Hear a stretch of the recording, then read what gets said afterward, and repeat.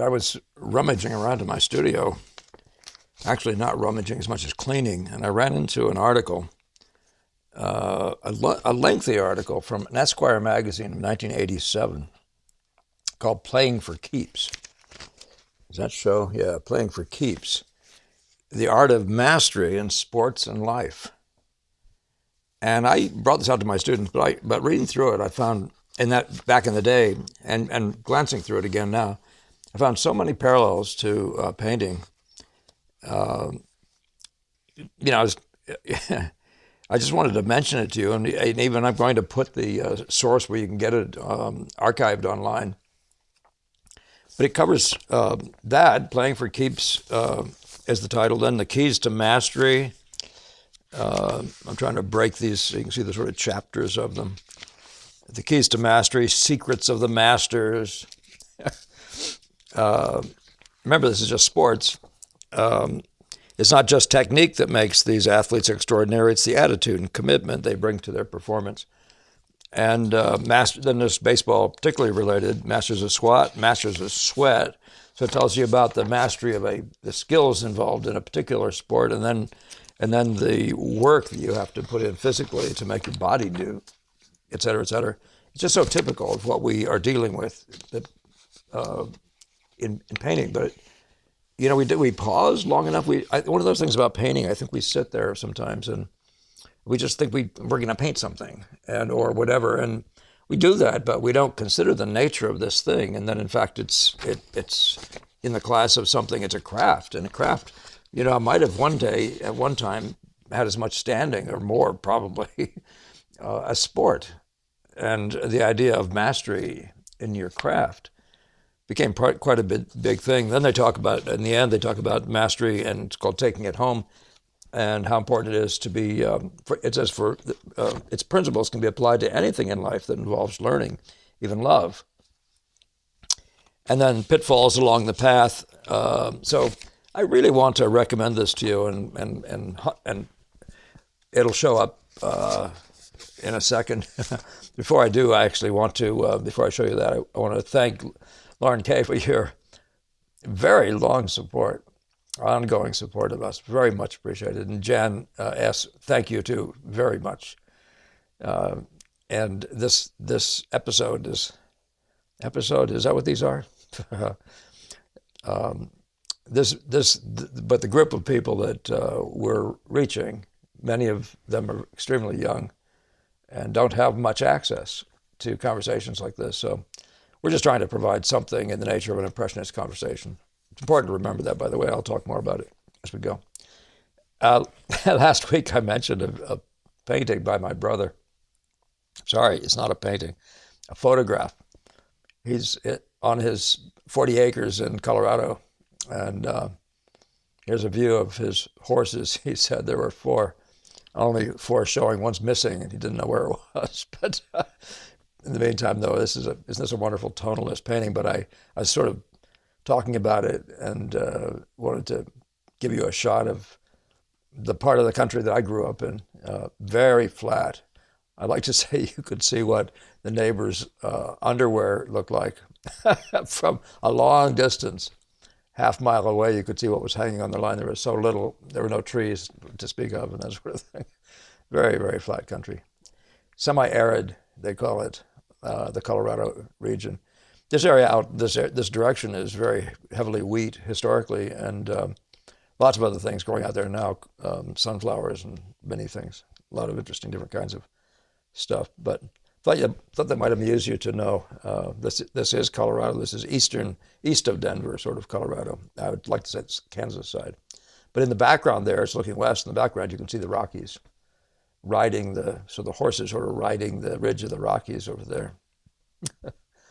Anyway, I hope they found that amusing. Here's I was thinking about entitling this Words of Encouragement in the Art of Mastery. I should have said impressionistic, the mastery of impressionism, but I just want to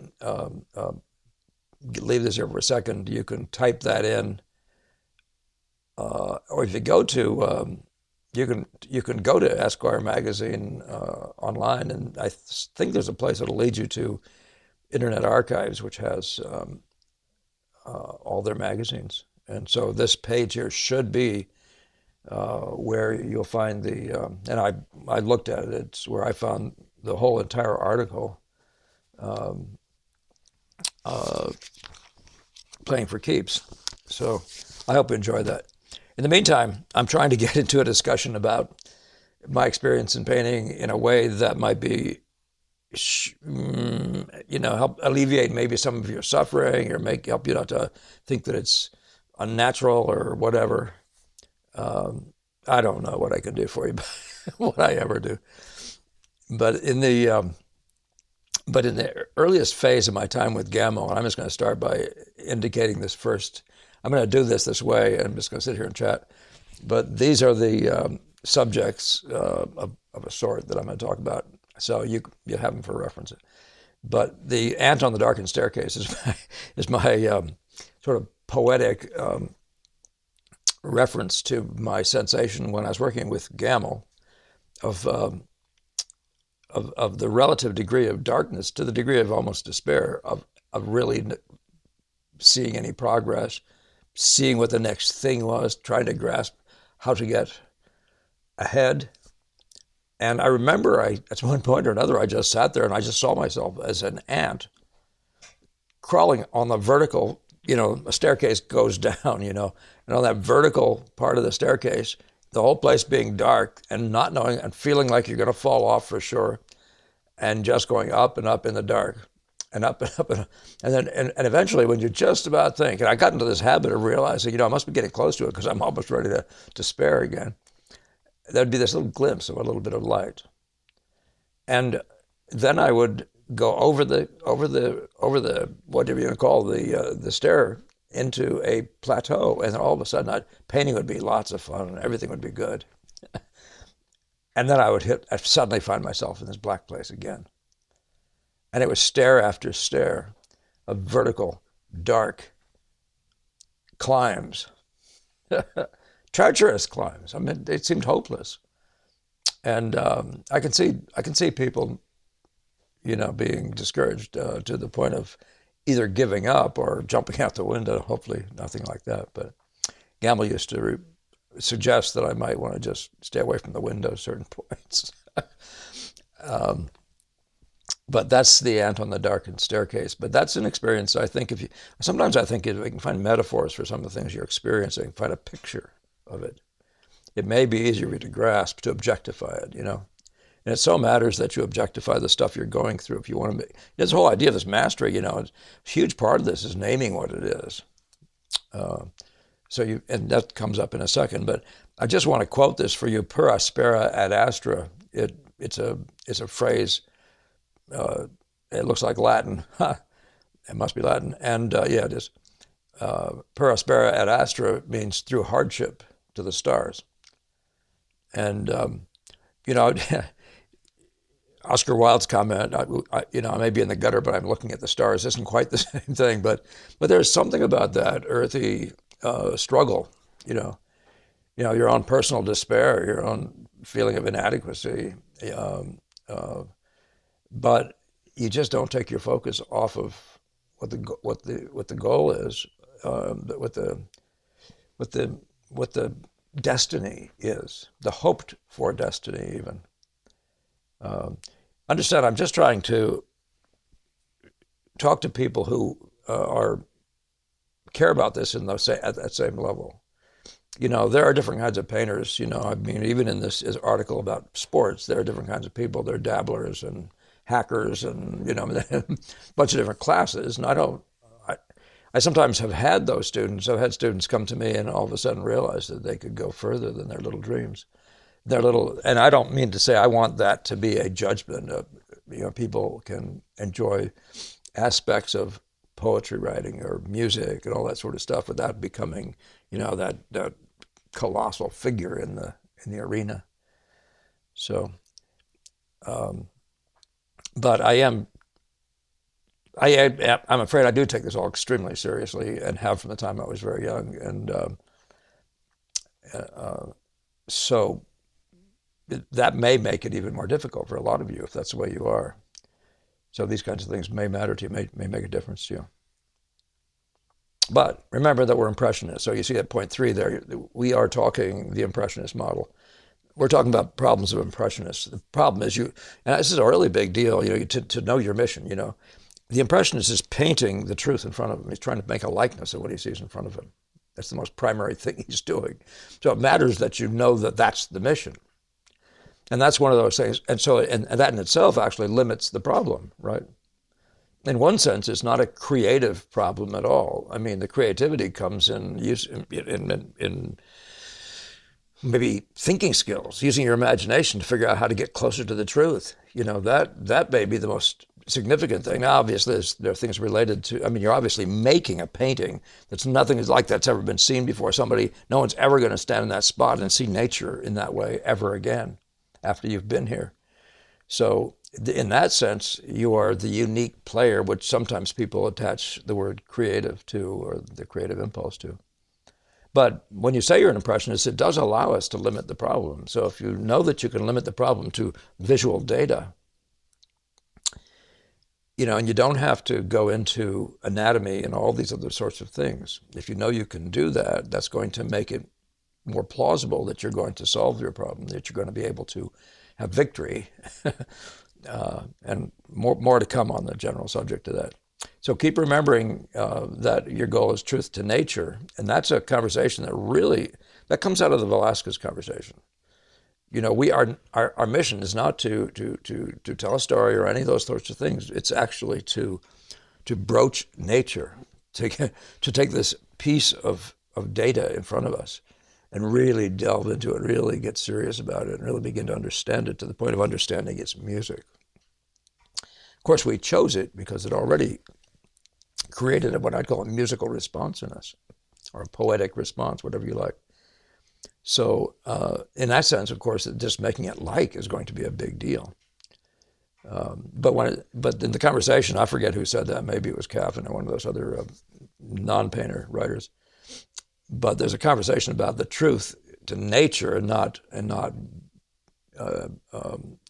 modeling your painting on painting. So that's more in the class of a limiting problem. Now, the rest of this stuff is going to be a little bit random. I haven't tried to organize it, and I don't know if I would do well to. So just take these for what they're worth in this brief sort of moment of passing over these things. One of the things I learned to do in talking to myself, remember, you're teaching yourself. No matter, you're not self-taught, but you are self-taught. Do you see what I mean? Benson says nobody can teach you, but you need a teacher. But you need information, you need a connection. You need ideas related to our field, so you're playing with stuff. Well, should we say more directly? You need to be directed over the bridges, otherwise you spend years trying to figure out all this stuff that's already been figured out.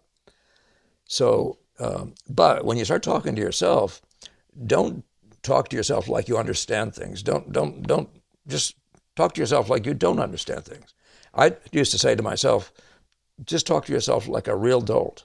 Like how would you teach maybe an idiot? And I don't mean anything about people I know. I'm talking about that part of me that doesn't have capacity, that's dull in understanding. Think of yourself that way, and then how would you speak to me? How would you say it to that person? And I found that then you don't miss the mark, because you're that person too. Even if you're a bit of a genius, that you still have that person. It's a strange thing to say. So don't speak to your genius at the point of trying to have success, measurable success, and all those sorts of things. Keep remembering too that it's perspiration over inspiration that makes the difference between, in sports, for example, the Larry Birds, those kinds of people who are called the greatest of their era or whatever, are typically the guys that are working the hardest. I don't know if any of them say they describe themselves as being these great talents. And lots of them are self-evidently not as talented as numbers of people around them. So just things to know. There's going to be other things that are considerably more practical coming up here in a minute. But so one of the things I found about myself is that, you don't know what your teacher is handling so you suspend your disbelief, right? But you need to find somebody to work with who you respect. You have to look at their stuff and know that you wouldn't be doing badly if you had at least that. right? And but also suspend your disbelief about yourself. Don't, you don't have to doubt yourself. You can just suspend that doubt. Just go for it as if you had possibilities. And but of course, be realistic about it too. Maybe you don't belong in this field. If you don't have any energy from day to day to come into the room, you probably do have that love that drives you, brings you into the room, that calls you into the room. You probably have that for something else. Go for it. Be somewhere else. It's a good thing. Coming from love, I don't even talk about that in here, but it's a huge piece of what's necessary, and we talk about it all the time, of course, on this podcast. But this probably should have been closer to something else. But 10 years of well-directed practice, according to Suzuki and the Suzuki music method, he said, "Give me 10 years. Give me a mediocre talent in 10 years, and I'll give you a genius." But the conversation today is about 10 years of well-directed practice. So the idea is do find some source of information that somebody who will hang with you, and keep a watch on you, at least to the level of providing you with feedback and information that got him where he is. It's one of the nice things I like about what Gamble did. We all learned how he was so reasonable a teacher that you saw a model for teaching. You saw that, oh, yeah, I can see how doing that is good teaching. So one of the other things to just simply have to know is that it's a marathon. That was one of the first things Gamble said to me, it's a marathon. And I remember somebody said it, I think maybe even in this article on playing for keeps, mastery in sports. He said, your heart sinks. When somebody says it's going to take 5-10 years, your heart sinks. I had that exact feeling. A Gamble only said to me 3 years. It's going to take 3 years to get to X. Forget what the X was. And I remember I'd already been at the Art Students League for something like that period of time, and I was thinking my heart just sort of did sink. I think it's the only time in my life my heart sank. But it's one of those things, you just accept it and you just, okay, let's just go to work. And before you know it, the 3 years is gone. It's just gone, and it's gone so fast. And you've worked hard the whole time, and you wonder where it went, and you want 3 more. So, but knowing that it's a long process, that the evolution and incorporation, the grasping of the information and the incorporation of it into your fingertips, is a process. And I don't see that, 10 years with in sports, you get started at age 10, you're going to be at age 20. One of those great points is that at age 20, you'll be coming into your strength, and you have all this knowledge. So you now have the stuff to really, shall we say, blow it out, and that's sort of what makes the difference between. You don't pick up sports in 3 years from now. Do it. I remember watching somebody, I don't know, it was Jordan or somebody, who tried to play baseball and just it wasn't there for him. And you do wonder about that. Why doesn't But he had never played when he was young. I don't know if he had. But know that it's a marathon. And then there's another aspect to that.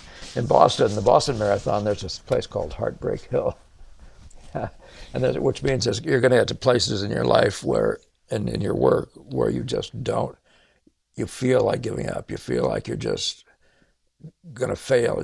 You're running out of oxygen. I like to say that, by the way, if you keep picturing it that way, this is a climb to the top of Mount Everest, and the air gets thin and your lungs hurt. And you just keep climbing anyway. And you just don't see how you're going to make it, and you keep doing it anyway. But in the Boston Marathon, there's a place where lots of people would drop out because there was a hill, and if you weren't ready for it and hadn't experienced getting through it. But painting has a lot of those places, and that's why I say it's like those staircases. I'd be in the dark, and it would be hard. It would be impossibly hard, and I didn't see hope.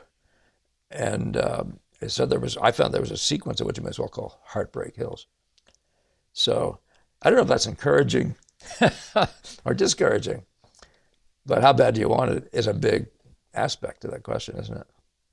So how bad do you want it? Well, and again, what do you want? I mean, if you want mastery, if you want to be able to paint so that you would be not ashamed to have your paintings hang next to a Titian or a Millet or someone, would you, you know, are you working that way? Or do you want it? Do you want that? You go through a lot if that's what you want, right? Is the goal worthy? Is the So it's funny though, because ambition can be a big problem. It's not so much ambition as drive, inspiration. You know, there's a thing like desire that doesn't have this other thing that ambition seems to have. Ambition seems to be fraught with ego and stuff. And it seems to me that what love of a thing is different from that. And the desire to be in the company of, is, uh, it's a form of self-fulfillment. It's bringing you to a place that you already sort of in your soul already live. And it's just a fulfilling, right, of a destiny, I guess. So, yeah, don't lose heart at that. That's one thing. When the going gets tough, the tough get going. That was one of my moms from her era. You undoubtedly heard that sort of one. The hallmark, according to Stebbins, the hallmark of great painters is patience. And of course, that is very much about the marathon model, but it's also about, it happens in every work. There's an element of the patient, right, to bring the work to its proper place. Oh, just do what you should do in the start and don't be ambitious to get past that. We'll talk about that again in a minute. But don't be ahead of yourself, but patience. Do the right thing at the right time. Everything, in a sense, is right, but when, Avoiding illusions of grandeur is one of the biggest problems I had as a young student. You would see yourself doing well, and all of a sudden you'd hear the roar of the crowd or something in your goofy imagination. You picture yourself, so what is self-idolatry or some nutty thing? And I would immediately, on doing that, proceed to destroy the painting accidentally. I mean, I just couldn't paint anymore, having gotten that into my stupid head. So I say prospective. So don't try to avoid pictures of your prospective, your potential brilliance, what someone will say, oh, golly. Just advice, having done that, I mean, the discouragement is huge when you get there and you suddenly realize you're doing something and all of a sudden you destroy the work you were doing. And it's kind of like you can't know why, partially because you don't know what the cause of the success well enough yet. So mastery is getting to that place where you understand the data that you're working with really well. And so you can get, and Campbell used to say that, get to a place where you can predict the results. You start a drawing, you will finish it in good shape. If you start a painting, you'll finish it in good shape every time. So that's a thing that just simply has to do with the idea of mastery itself. It doesn't mean that every painting you do will be brilliant. It means that every painting they'll do will live at some level of quality that we call mastery. It indicates mastery.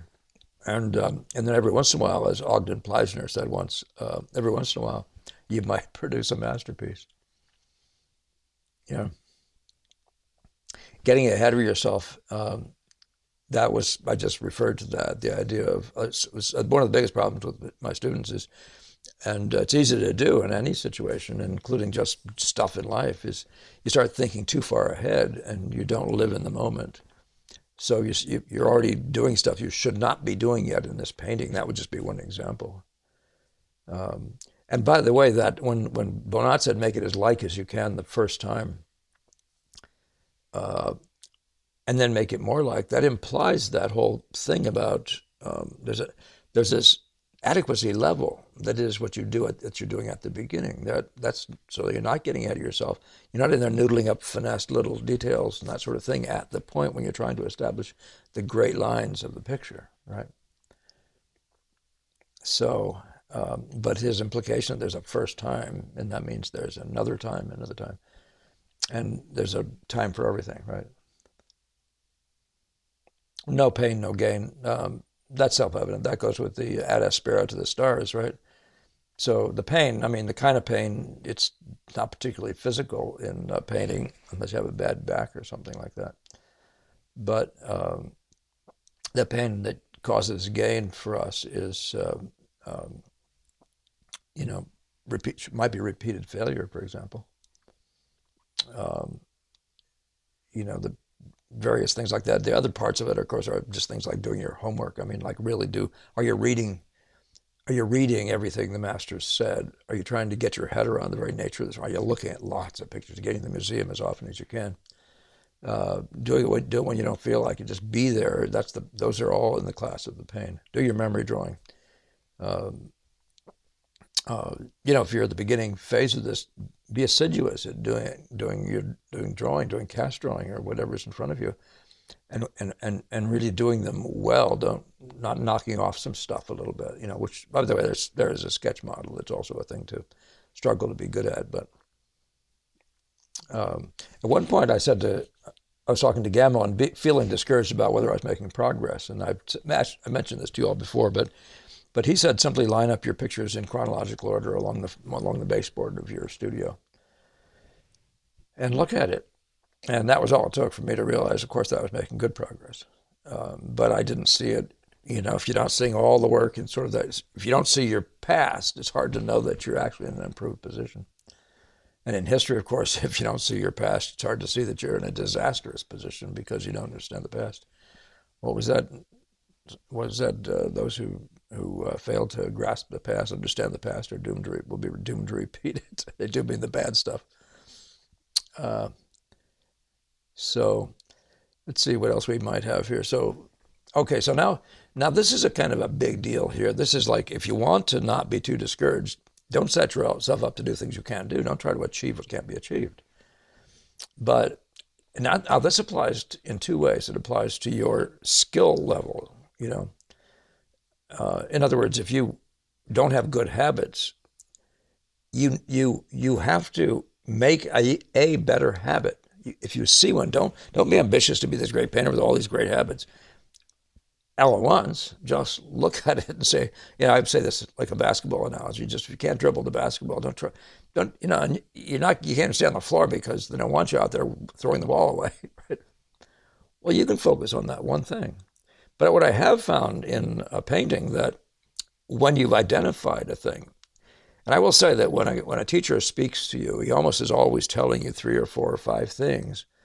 And I've found that you can always grasp one of those things that applies to you. So one of them will just stick with you. Take that one.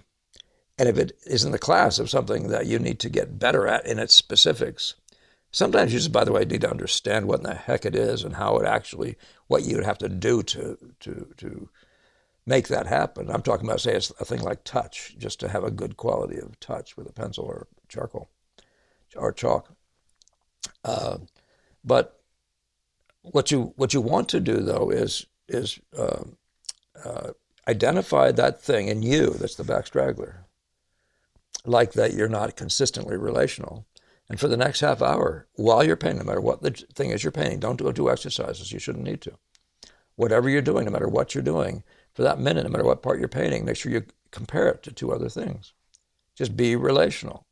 No matter what you do, whatever the next back straggler is, go over there. And no matter whatever else you're thinking about doing, whatever the concept and all the rest, make sure you're related to something.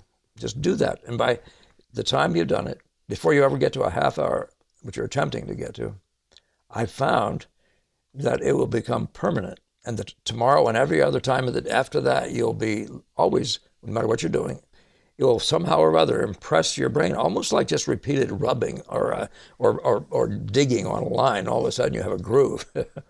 You can create grooves. You can create good grooves.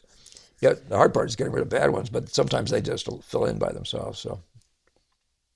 But I find that 15 minutes is usually actually all the time it takes for you to actually get enough of that groove going, so that when you're in that problem again, your brain grabs. It knows what to grab for. And it's looking for that. It's always looking for the part that's related that way. I'm no scientist. I'm no cognitive scientist by any means. It's just my experience. And you can keep improving yourself. Whatever that thing is that's your next weakness that you find. 15 minutes, half an hour. Struggle with it. Put it on the agenda in a conscientious way with full awareness that you're doing it. You don't want to paint all the time with that kind of stuff, but because you actually need to do your work with a kind of abandon. There's a lot of consciousness, but the muscle has to be allowed to do things. But when it's not doing what it needs to do, it has to be told what to do for a while. And eventually it will automatically act for you. Hopefully you understand or you've experienced that. But this 15-minute thing also applies to this back straggler. If you have a back straggler and a painting, and Gemmell used to say it's an area that's a back straggler. Well, I have found that if you are looking at the painting as a whole, and you look at nature as a whole, you'll see the difference when you show it. It'll be in an area, right? It'll be some spot. But the key to that thing is to say this one element. What is that simple one thing about that area that's not right, or that's the least like, okay? And you can go to that thing and say, is that an angle problem? Is that an edge problem? Is that a values problem, et cetera, right? Or shape problem, proportion problem, you name it, right? There's only a limited number of things, which is part of you getting to know your field, right? And if you take just one element, that one element of it, you should be able to easily fix it in just a matter of minutes, usually not 15 minutes. But in a very short period of time, if you're spending more than 15 minutes on it, you probably haven't seen what it is. You probably haven't walked through this very simple process, which you also have to make yours, that of grasping with your memory that, getting a true concept of the thing, and then going in, and I'm talking about if it's just an angle, get a concept of it to vertical, and then go over there and attempt to make it, right? Don't try to correct everything about the entire area and repaint everything all the time. No. You should be able to go over and take that one thing and correct it and paint it back into unity, into harmony with the rest of the area, to the extent it needs it. Tie it on is what I call that. These are all just habits that you need to develop. We've talked about that in other videos. But that's one thing. If you get these rewards, your discouragement level goes way down. You're going to get rewards if you correct one thing and know that you got one thing. It may be that the thing is still not right, but it will be because of something else, like the color note. Well, just focus on that and achieve that. You will get endorphins from all that sort of stuff. And I'm saying, so that this is where I'm trying to express the idea of the positivity that you're going to get by these struggles. You're going to be definitely picking up. How are we doing for time? We're doing okay, a little bit. Yeah, I hope. And the bundle of sticks model, how do you break a bundle of sticks? And the answer, one at a time, is always wisdom. That's one of the earliest aphorisms that Gemmell threw at me. So now this idea of objectively reviewing the success of each correction, again, if you want to get positive feedback, that is, say, even chemical feedback into your brain, I don't know what, I say endorphins, I don't really know what they are. Serotonin, I don't know what it is. But I do know this, that when you've made a correction and you've stood back and saw that it was good, like playing God, stood back and said and behold, it's very good. And I'm talking about that one aspect of it, not your picture. You can get what I'd call an idiot level correction of satisfaction. But I find that my brain needs regular satisfaction. It really does need to be positively reinforced by something good. So a truly good thing that I've done and can objectively say I've done, right? You shouldn't need somebody else in the room once you're doing it this way. But being objective is a huge part of this whole thing that you got to do. If you just stay aware, you won't find yourself in the same places of despair and struggle. It won't be quite the same. So that's where the next one comes up, but that's staying out of your head and staying in your eyes, the difference between worrying and thinking. I found that as long as I was not seeing what was in front of me, that meant I was worrying. I used to think that meant I was thinking, but it didn't. My brain was grinding, but it's more worry and more fretting and more the wrong kind of struggle. But I found that if I just kept my eyes on what was in front of me, then this to this and that to that, and you'd begin to see how this is going to work then, and a sort of a clarity, if you want to call it a logical and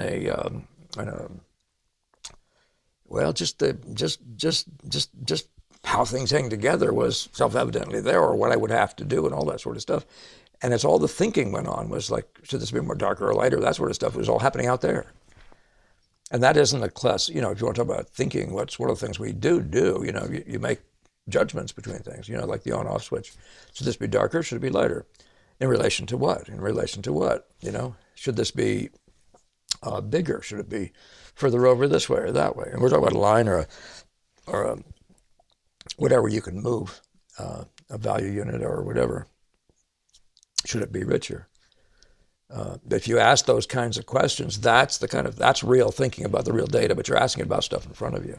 So really, really enjoy that, okay?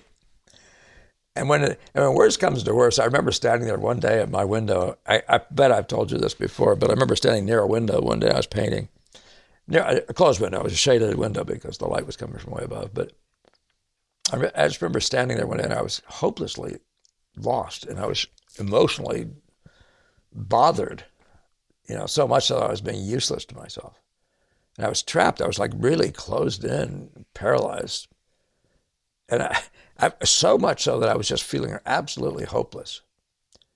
And somehow or other, I don't know if I'd read something someplace or what, but I got the idea in my head to laugh. And I felt like, yeah, you can laugh. But there's nothing to laugh about, right? And and the strangest thing was I started laughing anyway, like an idiot. That I believe I am, so to speak, And before I knew it, the chemical, I guess, again, I'm not a scientist, but my whole outlook changed. I started laughing like an idiot, and I started actually laughing, and I started laughing at myself. And it could not have been a better experience. And immediately things started changing. I started, I don't know what it is, but somehow there was a positivity in the laugh. And it just started with making my chest do these, making a sound come out that wasn't anything like a laugh. But it sounded so silly, it made me laugh, I suppose, on top of it. And which leads to that question of not taking yourself too seriously. Some people don't take themselves seriously enough. In other words, but I think that's more about not taking your field seriously enough. Or you're fearing failure or something like that, so you're willing to take it seriously. But do take it seriously that way. You mean to do well in this field. So, but if you take yourself too seriously, where will that leave you, right? You're not playful, just laughing at your misery. Also, laugh at yourself. Don't look down on yourself in the wrong way, but find amusement and again, this is about you getting objective. You say, look at me, look at me, look at me, what a fool, and or something, I was listening to some conversation, Caitlin Clark talking to, or somebody was saying that she had worked with some, I don't know, a positive therapist or something, and something about when you get into these tough situations on the court, in the basketball court. Forgive me, Caitlin, if you ever see this or anybody related to her, but who's seen this, but it sounded like this guy was saying, you need to find peace. That's an interesting thing, because the only way I know to do that is in the class of awareness. You need to actually suddenly come to the quiet place, right? Be still and know that God's God and you're not, to quote a different master or masters. So in the State House, when I was a legislator, believe it or not, in New Hampshire, any fool can be a legislator. So we learned, you're trying to pass legislation, you get this perfect legislation, and because of these certain parts of it, you can't get any part of your bill passed. We learned the principle that the perfect can be the enemy of the good, right? And what you're trying to do is improve your painting. You're trying to put a note down, not a perfect note, but a note down on which you can build to perfection, right? Or you can build to adequacy that's got a very high level that most people would consider perfection, right? But beware of how you think about something like the perfect and being a perfectionist. I used to have a pride in that. My mom was in that class of people, and I know it's a good way to get a good solid headache. But you have to have standards. But perfectionism in performance is a problem. It's a big problem. So keep remembering that. These will also be in quotes, I think. Yeah, the perfect can be the enemy of the good. What you want to do is be a good painter. On an average day, you want to be living at this place where you can look around and think, I'm not ashamed. And the reason you're not ashamed is because your work can stand up to what you have already perceived to be the great qualities and the best work you like. And it's what you're struggling for in any case. And you begin to, over time, by the way, you average, there are pitfalls in your work that drags you down, but most of it's up here. And then all of a sudden, let fewer of those, as you get your back straggling, pretty soon there aren't that many, and you're living at a place that's pretty plausible, right? And that's when you're aiming small and you're going to miss small, but now you're living on a plateau. The quality of your work on a regular basis because you have good habits, good disciplines. By the way, including things like not drinking coffee when you have to use fine, or getting enough sleep and all these sorts of things, right? So, and concept-wise, the word like comes up constantly. Or in our background, Gamble would say, it's not about right and wrong. So you'd say this isn't right. It's not about right and wrong, Gamble would say. We're trying to make a likeness. One of my friends, hey Hillary, used to refer to it as the likeness monster. I got a huge kick out of the likeness monster. But got the monster part's cool. But the idea was to try to make it like. You're trying to make it like, not correct and right and all those sorts of things that set up this moral question or something like that. In fact, I think Gamble said it's not a moral question. But there's something about the likeness thing that leads to a more merciful treatment of yourself. Not right and wrong and you're failing. It's about making it like and then making it more like, the Bonnat rule. But in all these things, again, I say, and so I add this in the mercy, kindness, but determination and resoluteness. I don't know. I just threw that on there because there's something about this being correct and accurate that's, it's not human. There's something about, the likeness of God, being in the likeness of Christ, trying to live that kind of a life that's way in a different place.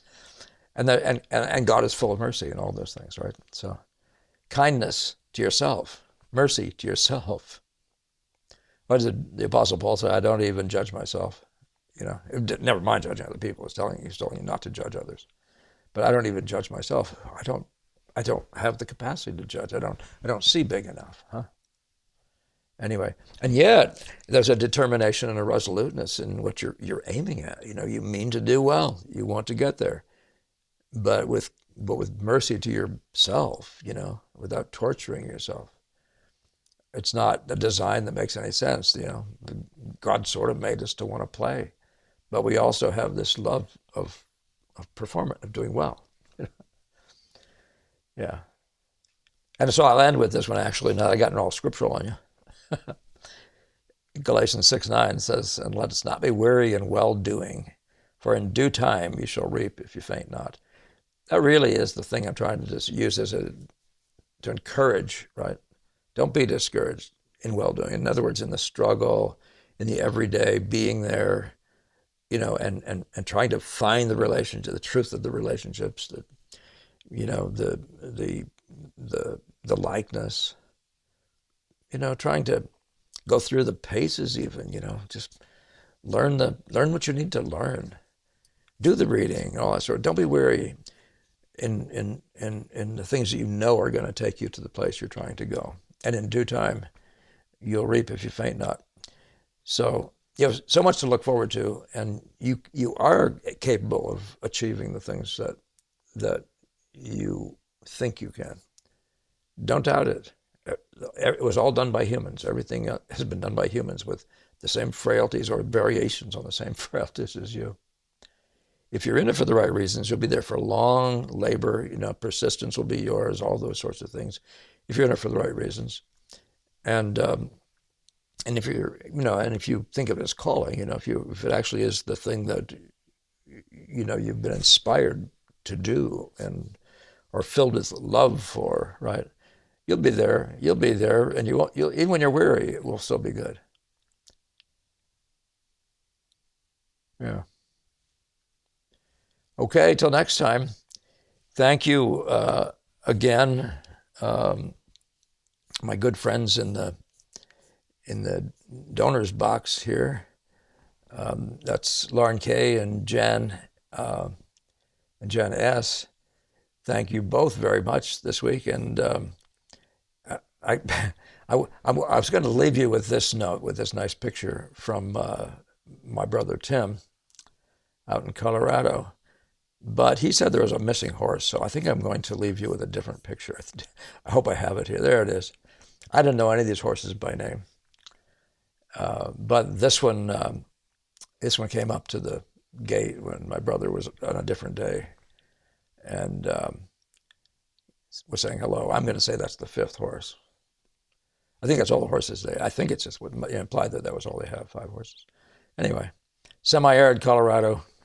Someday go out and visit. You won't mind. You'll enjoy it. And make your way over to the western slopes, or the eastern slopes of the mountains. All right, guys. Till next time. Hope you have a great painting week.